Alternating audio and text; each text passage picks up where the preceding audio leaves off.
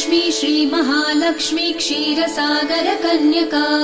उत्तिष्ठ हरिसम्प्रीते भक्तानां भाग्यदायिनी श्रीलक्ष्मी श्रीमहालक्ष्मी क्षीरसागर कन्यका उत्तिष्ठ हरिसम्प्रीते भक्तानां भाग्यदायिनी उत्तिष्ठोत्तिष्ठ श्रीलक्ष्मी विष्णुवक्षस्थलालये उत्तिष्ठ करुणापूर्णे लोकानां शुभदायिनी उत्तिष्ठोत्तिष्ठ श्रीलक्ष्मी विष्णुवक्षस्थलालये उत्तिष्ठ करुणापूर्णे लोकानां शुभदायिनी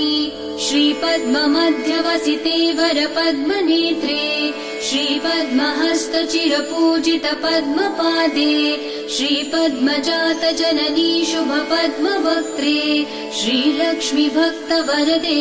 तव सुप्रभातम्।